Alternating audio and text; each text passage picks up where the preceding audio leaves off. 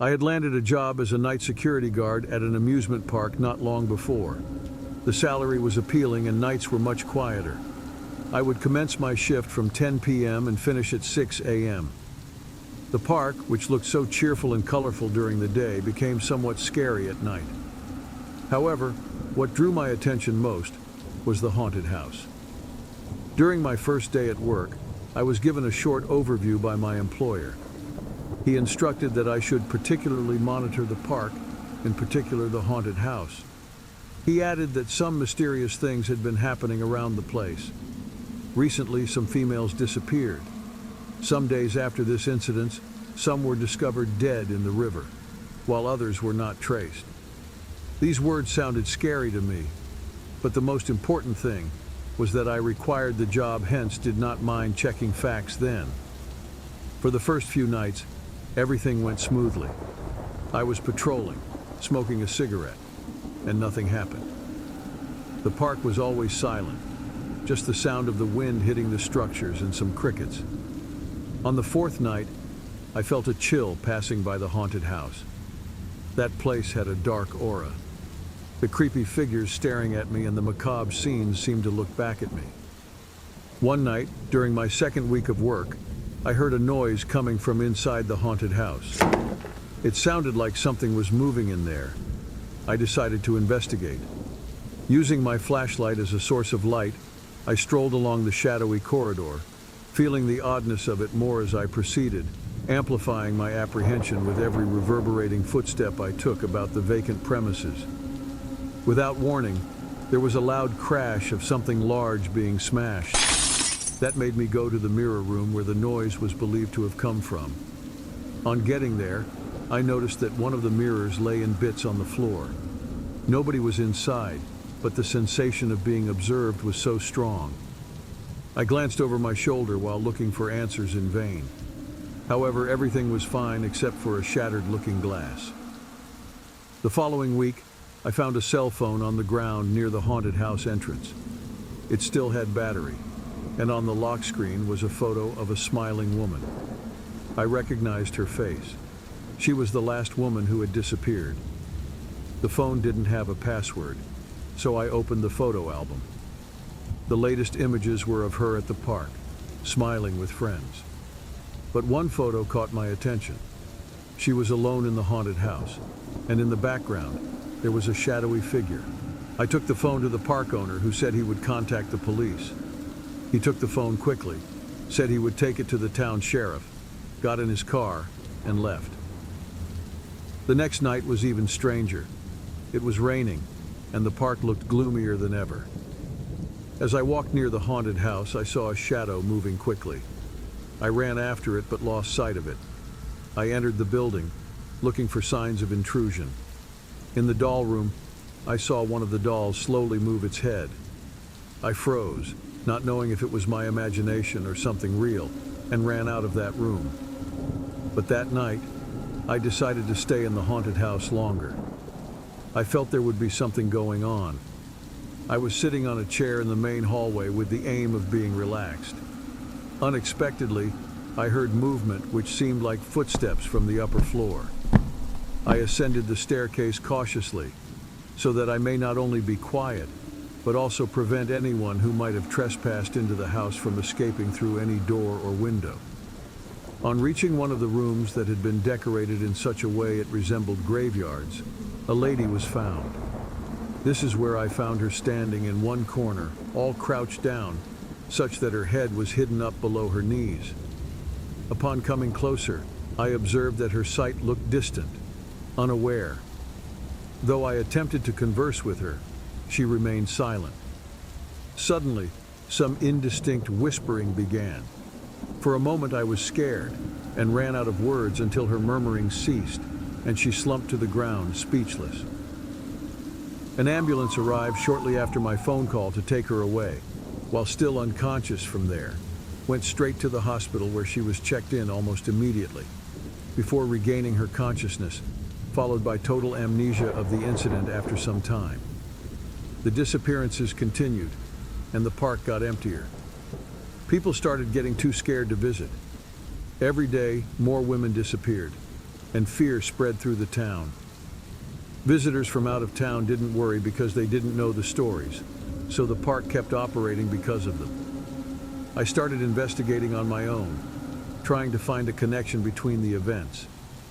I spent nights reading about the park's history, trying to understand what was happening.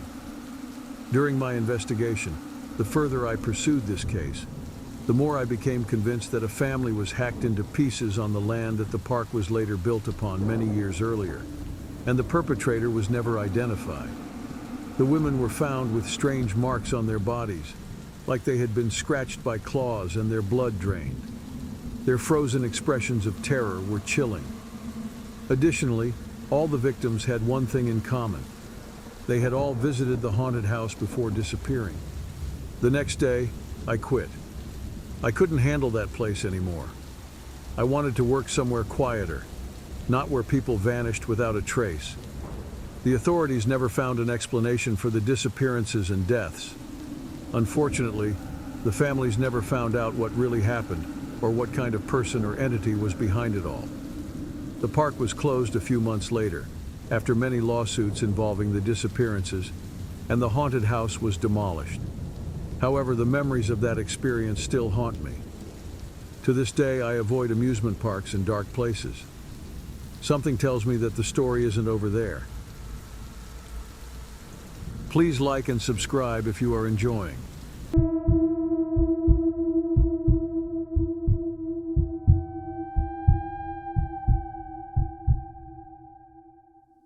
I was about 7 or 8 when my parents always took me to an amusement park, which was a few hours away from our home. However old and worn out it might have seemed, it felt like magic to me at least, because of its faded colors on rides and metallic noises from machines that evoked nostalgia, tinged with some mystery to my mind at that time. Whenever I visited that place, I experienced some anxiety in me, even though I was very inquisitive. A new attraction opened one summer when I was just 12. They called it the House of Mirrors, and it was causing a buzz in town since they said it was very dark and disturbing. I also heard stories from other people, but I still wanted to experience it for myself. That twilight, drawing near, I finally entered, summoning all my bravery. The entrance was a rusty metal arch with flashing lights. As I walked through, a strange shiver ran down my spine. The first hallway was full of distorted mirrors. My reflection looked like a monster in some, a ghost in others. The laughter of children in the distance and the faint sounds of the roller coasters created a creepy atmosphere. I walked carefully, turning each corner with my heart racing. I had a feeling that someone was watching me, but when I looked, there was no one there. The mirrors disfigured my reflection, creating uncanny images. At one point, it seemed like a shadow passed behind me. When I turned quickly, there was nothing, just my pale reflection. I walked down until it opened out into a big circular room that had tall, thin mirrors all around it. Just after I got in, the door closed behind me rapidly, scaring me. There I was with many twisted images of myself, some sort of claustrophobic sensation creeping over me. It only got worse with the faintly glowing lights flickering defiantly. I then realized that I was not alone. A human, his face pale and his eyes blank, was standing in a corner of the room. Though he could hardly be seen owing to reflections emanating from all directions, he was watching me fixedly. When I came in, there was nobody else but myself. So, who could he be? When I tried to reason it out, fear gripped me even more. There was no instinct to run, although it felt like I could. The man watched me without moving, staying still so that wherever I turned my eyes, they fell upon him. He did nothing but remain motionless in one place, no matter which corner of this peculiar world I glanced around. There he was, standing at one spot, not changing position like a statue, only breathing slowly and constantly. It seemed like he leaned into every scream he heard, or took an echo of it on his own. One moment passed, and my panic grew stronger. It had really tickled him, how scared I got in such a short period.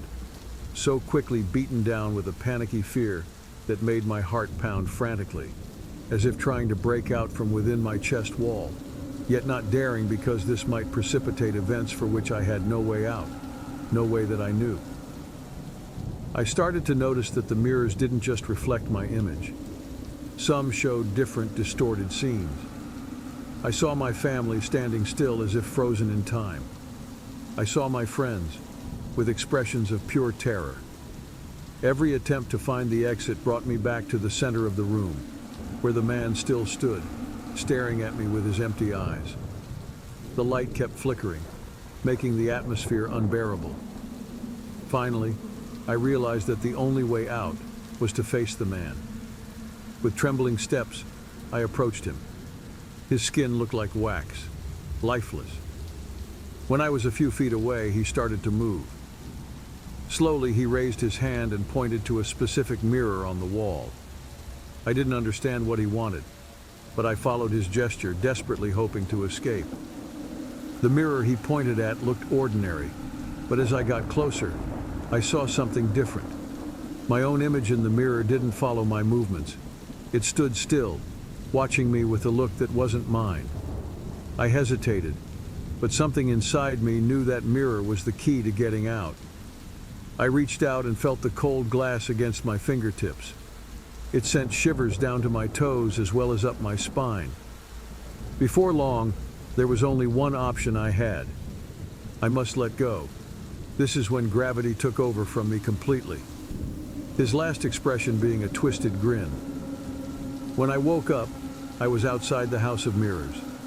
The sun was just rising, and the park was silent. I looked around, confused and shaken. No one seemed to notice I had been gone. My parents found me soon after and took me home. I never told them about the man or what happened inside that house. Years passed, and I still remember that day. I can still feel the man's empty eyes watching me. Maybe it was just illusions created by the attraction in my own mind.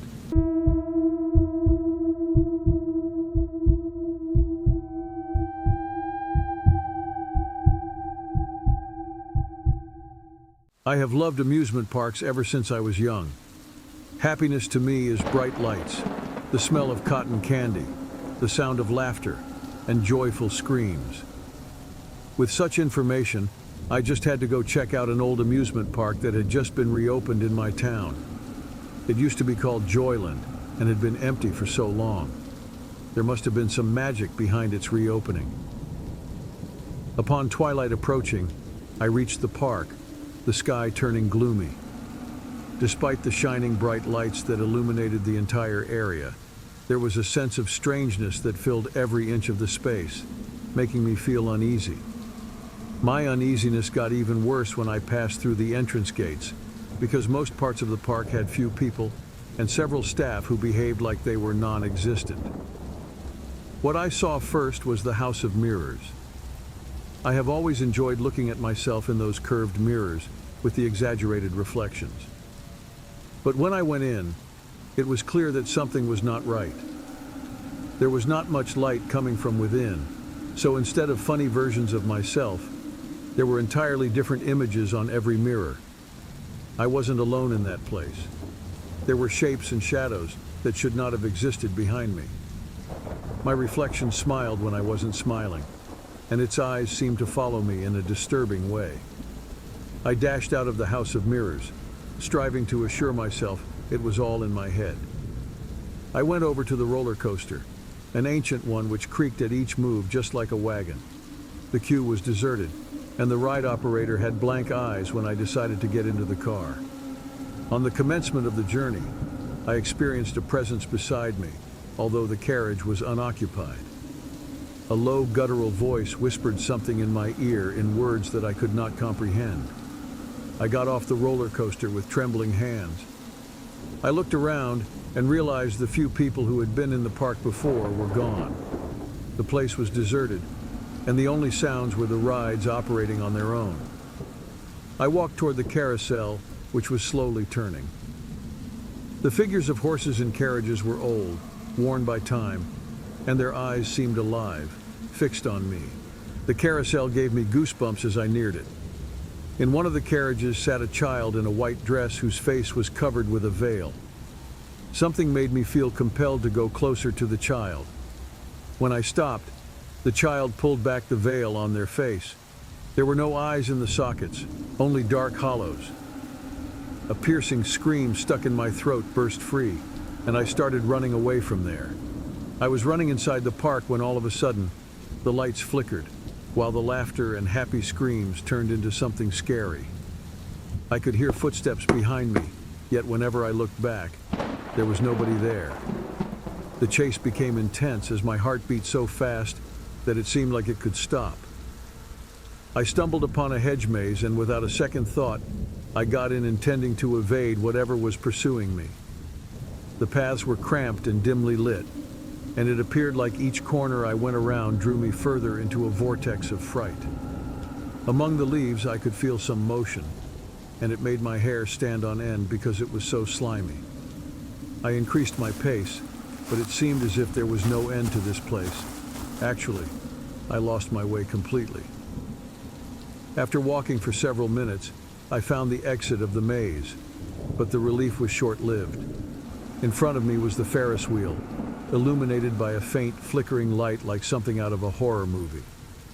I decided to get on, hoping to get a better view of the park and find an exit as quickly as possible. The park was changing as the Ferris wheel rose. The lights in the park turned off and on quickly, while the shadows on the walls seemed like they were moving. At the top of the Ferris wheel, I saw myself looking down at an excessively tall being with thin arms and fingers that appeared as long sticks reaching toward me. It had 2 points of light in place of eyes, and its mouth contorted into a frightful grin. I tried to scream, but I couldn't. It was as if I had no voice. The creature began to climb the Ferris wheel structure, approaching me with terrifying speed. I got off the Ferris wheel, running and stumbling down the steps. I looked back and saw the creature following me, moving with unnatural agility. I ran toward the park's exit, but the gates were closed, locked with rusty chains. I banged on the bars, begging for help, but the park was completely deserted. The creature was getting closer, and I knew I had nowhere to run. I turned to face my fate, but as I did, I woke up in my bed, sweaty and scared. It was just a dream. The park hadn't reopened. It was just a very real nightmare. Later, I searched the internet about it and went there the same day to see it with my own eyes. Everything was abandoned and closed. The dream was so vivid that I still feel what I felt and remember everything I experienced in the dream as if I were there. Now I wonder if it was just a dream, or if my spirit somehow left my body and I went to the park for real, having that dark encounter with that horrible and scary creature that resides in that place in the spiritual realm. Anyway, I'm glad it was just a horrible nightmare. The park is closed, abandoned, and the stories about it grow over time. People say that at night, they hear screams and laughter from another world coming from there. I know it's true. I was there while I slept, and it terrifies me. Perhaps one day, I will assemble a group of friends and explore the park with them to find out what's there. Please like and subscribe. And if you watched until the end, leave a comment. I want to know if you like the videos.